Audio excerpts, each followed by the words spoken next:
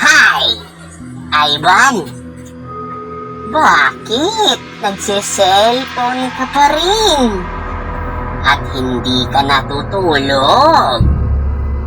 Alam mo ba na palagi kitang nakikita na nagsiselfone at hindi natutulog?